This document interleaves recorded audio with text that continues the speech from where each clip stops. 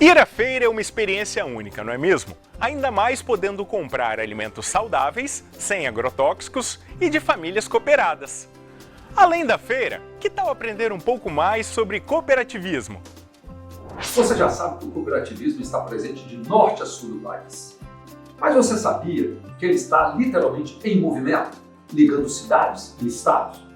Pois é, existe um ramo específico para acolher as cooperativas que atuam em diversas modalidades de transporte, seja ele individual, coletivo, escolar, de cargas, de passageiros. Já já os detalhes. E aqui no estúdio, vamos falar sobre os benefícios do credenciamento do Laboratório de Análise de Qualidade de Leite do Instituto de Defesa Agropecuária e Florestal do Espírito Santo para as cooperativas capixabas. Fique com a gente, o mundo cooperativo já está no ar.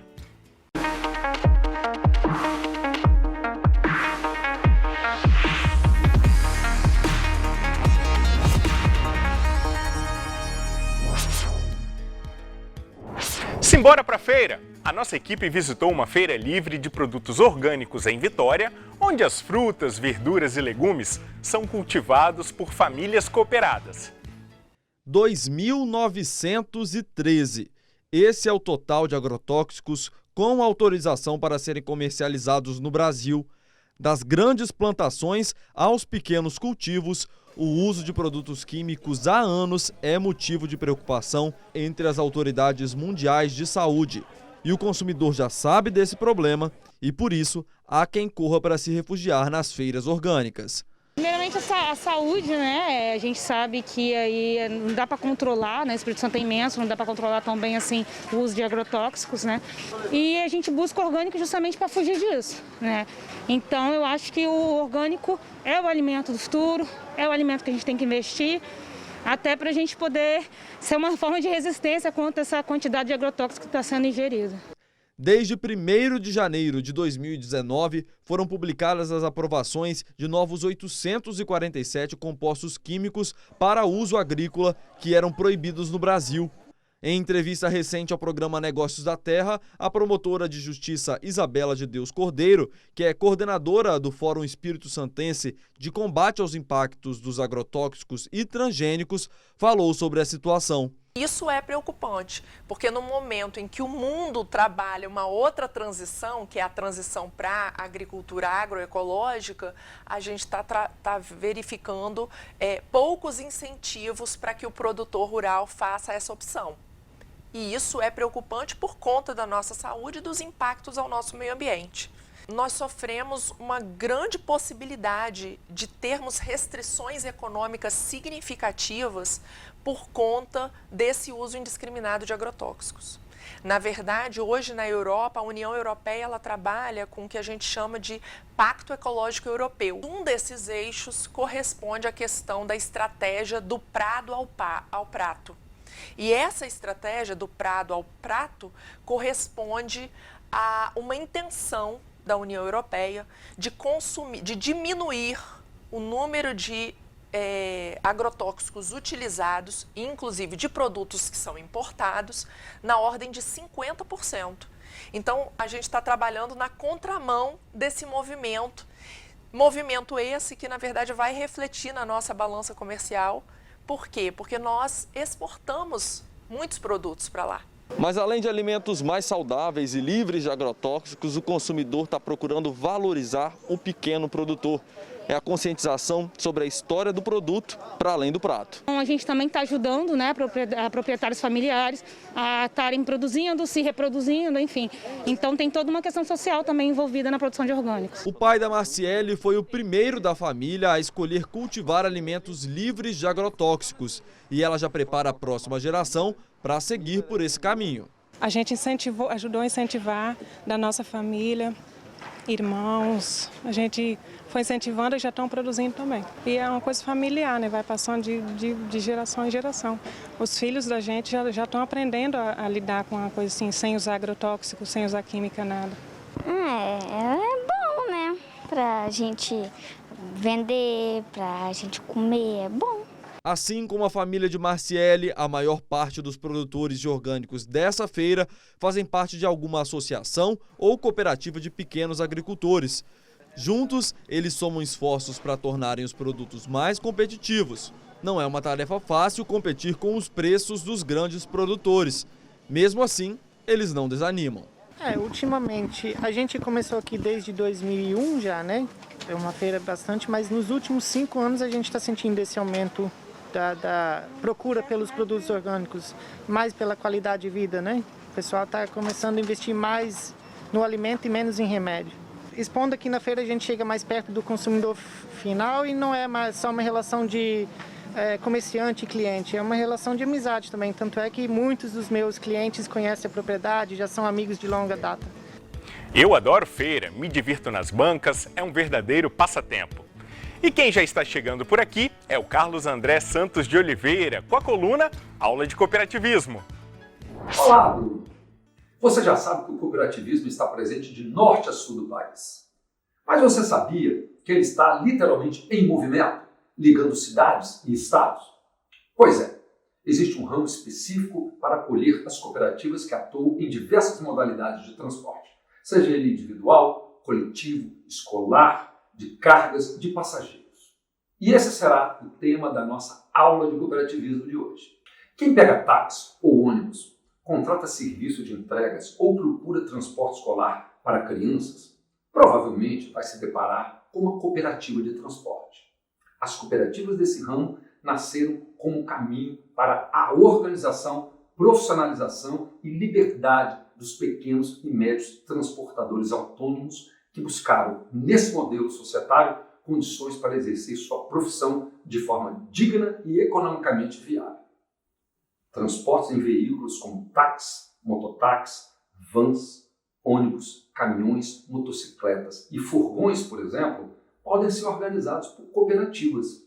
O ramo é recente, nasceu em 2002 para atender as cooperativas que realizavam esse tipo de serviço. Até o início dos anos 2000, as atividades dessas cooperativas estavam inseridas no ramo trabalho. Só que as particularidades do setor exigiam um acompanhamento mais próximo da equipe do sistema OCB. Afinal, as cooperativas precisavam não apenas se adequar à legislação cooperativista, mas também às regras do Departamento Nacional de Trânsito, às portarias do Ministério do Transporte e diversas outras portarias publicadas pelas agências reguladoras do setor. Recentemente, esse ramo teve o seu conceito ajustado. Desde então, para que a cooperativa faça parte dele, o cooperado precisa ser proprietário ou possuidor do veículo. Com isso, as cooperativas formadas por motoristas que não possuíam ou eram proprietários dos veículos passaram para outro ramo, o de produção de bens e serviços. Em contrapartida, as cooperativas que se dedicam ao transporte turístico, transfers e bugs, cujos cooperados eram proprietários ou possuidores dos veículos, passaram a ser reclassificadas nesse ramo. Em âmbito nacional, a frota das cooperativas de transporte de cargas soma aproximadamente 20 mil veículos. Essa frota é responsável pela circulação de 430 milhões de toneladas de cargas dentro e fora do país. Já as cooperativas de passageiros transportam 2 bilhões de pessoas por ano, com uma frota de aproximadamente 50 mil veículos. De acordo com o Anuário do Cooperativismo Brasileiro de 2019, esse ramo possui 1.300 cooperativas que são formadas por 98 mil cooperados e geram 9.800 empregos. Em 2018, o segmento gerou quase 300 milhões de retorno para a sociedade em relação a tributos e geração de emprego. E as cooperativas totalizaram 4 bilhões em ingressos, gerando quase 80 milhões em sobras para os seus cooperados. Além de todos esses números, também é preciso destacar que as cooperativas desse ramo contribuem ativamente para o processo educacional de milhares de estudantes das regiões rurais. Aqui no estado, por exemplo, 15 cooperativas atuam no transporte diário de aproximadamente 77 mil alunos das redes públicas estadual e municipal, garantindo o acesso aos ambientes educacionais. O cooperativismo vem mostrando cada vez mais a sua força e a sua participação na nossa vida. Continue com a gente para aprofundar o seu conhecimento sobre esse movimento que vem transformando a vida das pessoas. Obrigado, Carlão! E as eleições estão se aproximando e a Organização das Cooperativas Brasileiras, a OCB, lançou uma cartilha com orientações para as cooperativas. Bom, todo brasileiro quer ver o nosso país transformado, melhor. E a Organização das Cooperativas Brasileiras entende que a importância da gente eleger prefeitos e vereadores alinhados com o propósito do cooperativismo. Então a cartilha é para dar dicas para as nossas cooperativas e para os nossos cooperados em como eleger pessoas que acreditam no que eles acreditam, na cooperação como forma de desenvolver a nossa comunidade. Na nossa cartilha a gente dá todas as dicas, mas eu vou adiantar aqui 3 formas. A primeira é a cooperativa fazer uma campanha para os seus cooperados, para os seus colaboradores sobre voto consciente, a importância do momento do pleito eleitoral. A segunda forma é a cooperativa levantar todos os seus pleitos, os seus problemas, as suas dores e apresentar isso por escrito para os candidatos à sua cidade para eles se comprometerem a resolver essas questões. E a terceira forma é a cooperativa, inclusive, ela pode promover debates na cooperativa para os candidatos apresentarem quais são as suas plataformas, quais são as suas formas de defender o cooperativismo na cidade. E também a gente fala um pouquinho sobre o que não pode ser feito, como, por exemplo, doações eleitorais. Com certeza a OCB acredita nisso. E por isso nós estamos investindo na campanha Vote pelo COP. A ideia é que as cooperativas, os cooperados, eles percebam, bom, se eu acredito no cooperativismo como forma de desenvolver a sociedade, trazer mais renda, mais justiça social e econômica, então eu tenho que votar em candidatos que acreditem na mesma coisa que eu.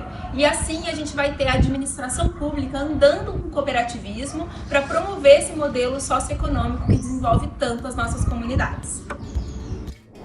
Depois dos comerciais, vamos falar sobre os benefícios do credenciamento do Laboratório de Análise da Qualidade do Leite do Instituto de Defesa Agropecuária e Florestal do Espírito Santo para as cooperativas capixabas. Voltamos já!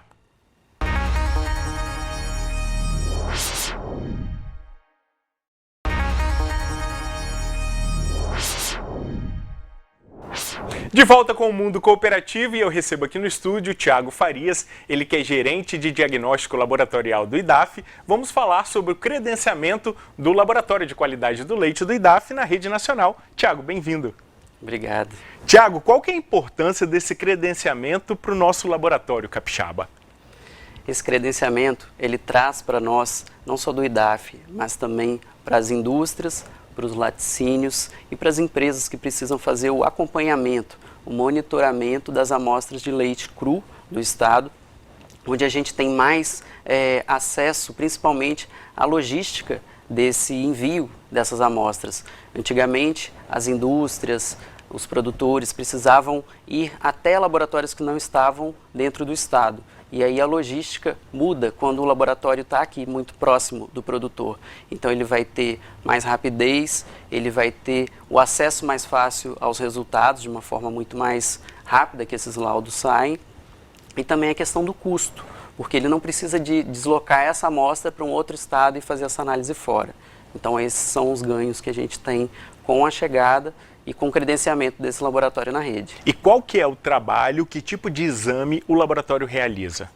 O Laboratório de Análise da Qualidade do Leite do IDAF, ele faz basicamente as principais análises desse leite cru, que são a contagem bacteriana total desse leite, onde ele consegue analisar se esse leite ele está com uma contaminação muito alta ou não de bactéria.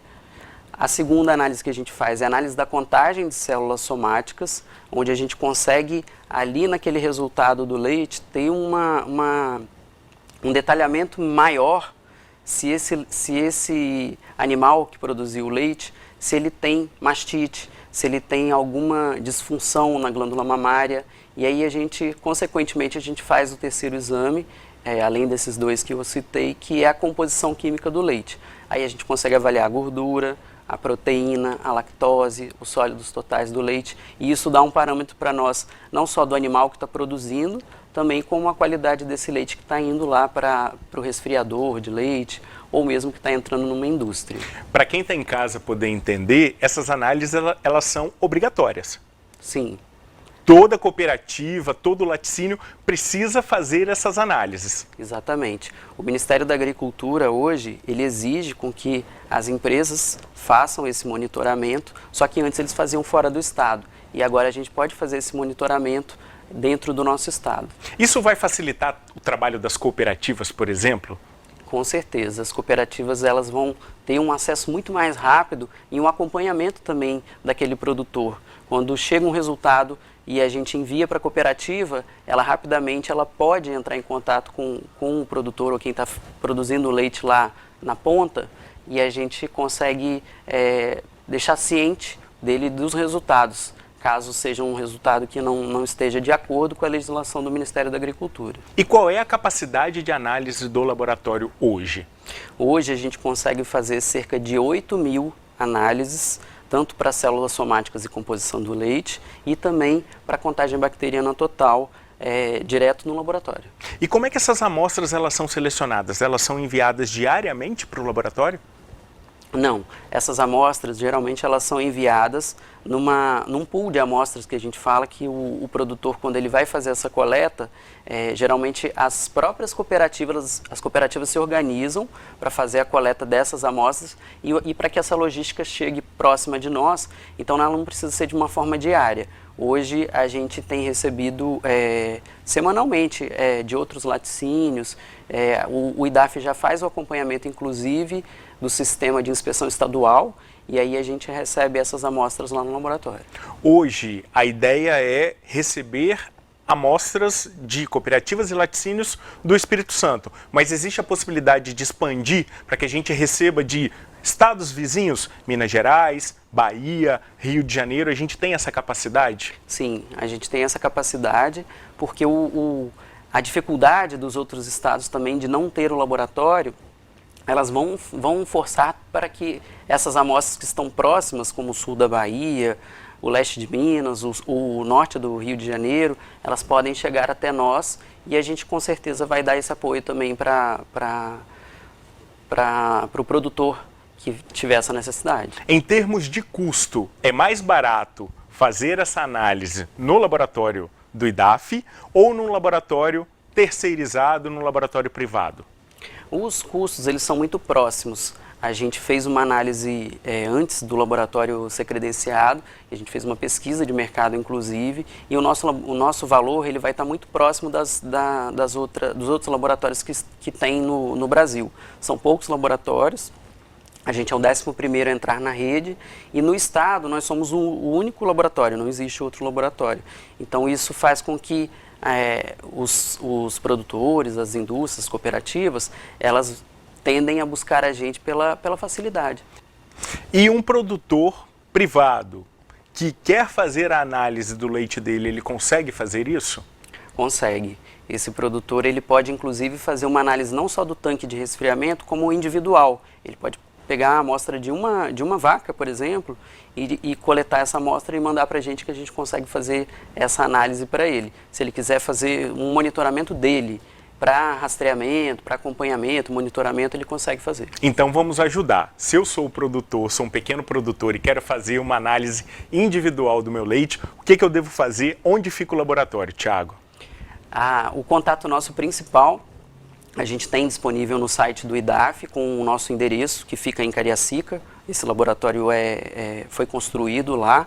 E a gente tem um telefone que a gente depois vai deixar disponível para que o produtor consiga entrar em contato conosco e levar essa amostra até o laboratório para a gente fazer a análise. Thiago, muito obrigado pela participação aqui no programa, volte mais vezes. Quando tiver novidades do laboratório, é só nos acionar que a casa está sempre de portas abertas para vocês. Tá, joia. Eu agradeço em nome do IDAF também, de nossa diretoria. Eu conversei com o Thiago Farias, ele que é gerente de diagnóstico laboratorial do IDAF, falando do credenciamento do Laboratório de Qualidade do Leite do IDAF na rede nacional, que é muito bom para as cooperativas e também para os produtores de leite e laticínios aqui do Espírito Santo.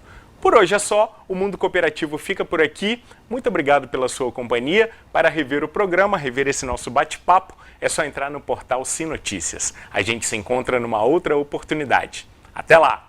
Tchau!